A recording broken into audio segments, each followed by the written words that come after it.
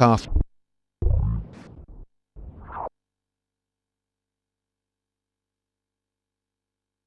Sky News. Now, no bailout without reform. That seems to be the pretty unequivocal message that a series of governments are having to swallow as the Eurozone crisis spreads. It's left democratically elected politicians caught between the technocrats of Europe who won't pay up until austerity measures are in place and their voters who are taking to the streets in protest. So where does it all leave democracy in Europe right now? And if electorates are bypassed to save their economies, is that a price we have simply to pay? Joining me now is Matthew Paris, who's a columnist, of course, with The Times, and Petros Fassoulas, chairman of the European Movement. Gentlemen, good morning to both of you. Petros, if I can start with you. The technocrats are taking over. Lucas Papademos, we've got Mario Monti possibly taking over in Italy as well. Yes, sometimes these people have been elected, but not to the job they're about to hold. Well, you have to keep in mind that in the case of Greece especially, the two main political parties have come together to offer political legitimacy to a coalition government, which is indeed headed by a very respected former central banker, but who is flanked by directly elected MPs and ministers. So democracy in itself is not threatened. Just an incapable government has been replaced by a coalition government which is there to do the necessary job. Matthew Paris, do you hold to that view that, yes, we're seeing some technocrats take over, but it's a temporary fix and democracy is in no jeopardy?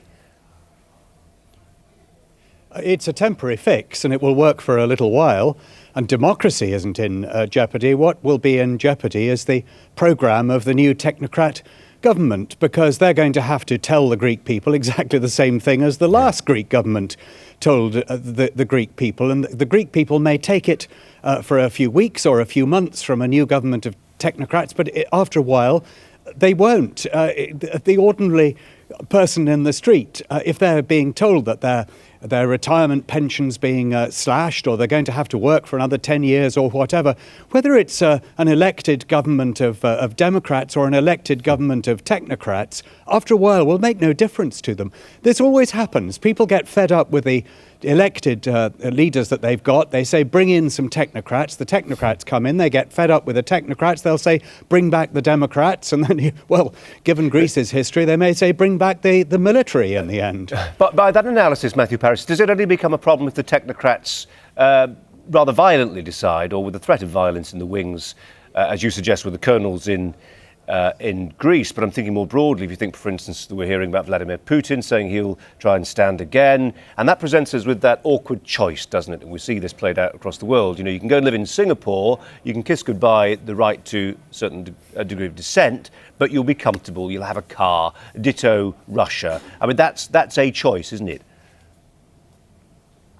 It is a choice, and I'm not suggesting the colonels are about to take over in Greece, but people do, after a while, get fed up with the shilly-shallying around and the disputation that you get with an ordinary, rumbustious democracy, and they long for strength, they long for authority. Now, technocrats can provide a kind of authority, and dictators can provide a kind of authority, and sometimes you get the elected government then overthrown, and for a while the unelected government is actually more popular. They like the generals, they like the dictators, but then after a while dissatisfaction rises with them.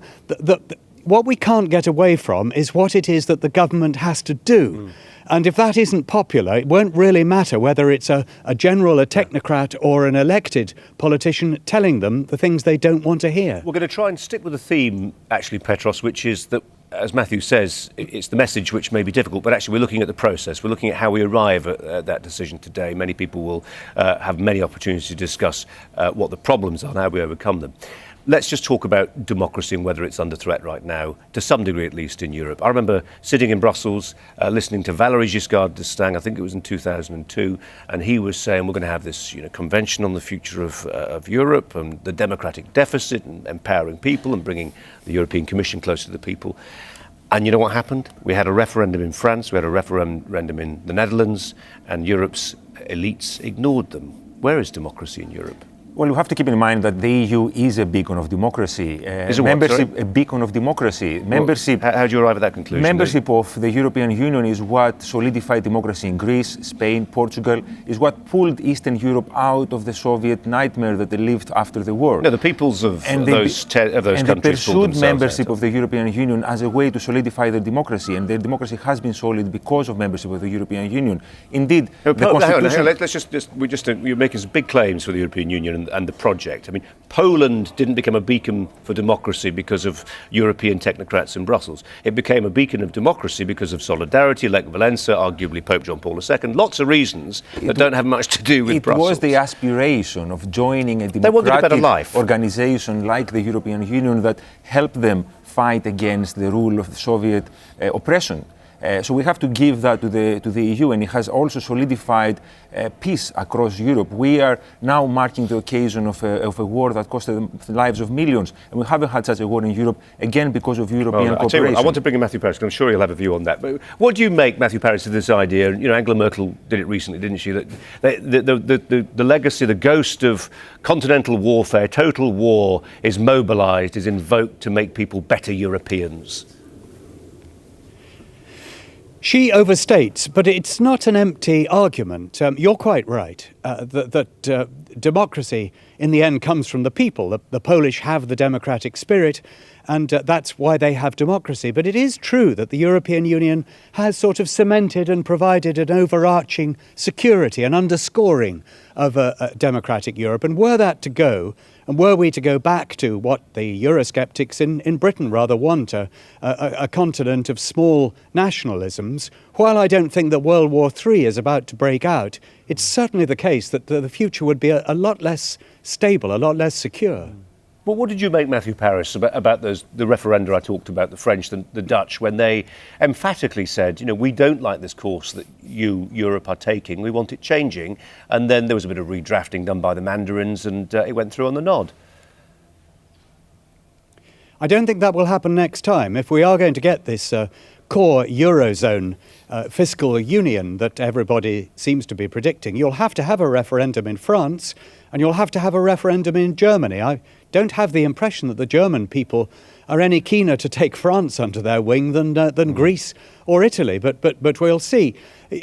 Only because those referendums were so narrow was the EU bureaucracy, so to speak, able to overrule them. If the result was decisive, I don't think it could be overruled. Petros. It's worth making the point that nobody overruled the will of the French and the Dutch people. They were presented with a constitution which they rejected, and what they were given instead was a reforming treaty, which was basically a treaty that replaced previous treaties. So it was a completely different thing. The fundamentals in it were similar because it was necessary to restructure the institutional take of the EU. But we went from a constitution to a treaty, which is a massively different thing. Can I just ask you, I mean, Petros, quite clearly, you know, this is a cause, as it is to many people, very close to their hearts. They feel it with a great zeal, the European project. How do you, your friends, your fellow travellers, feel right now about the viability itself of the project? I mean, we have Angela Merkel at the moment saying that we need to look at a way of having a fire escape in the burning building, to pursue the William Hague metaphor right now. This idea that if a nation really cannot step up to the plate, maybe that's the Greeks, maybe that's Italians, there needs to be a way for them to get out.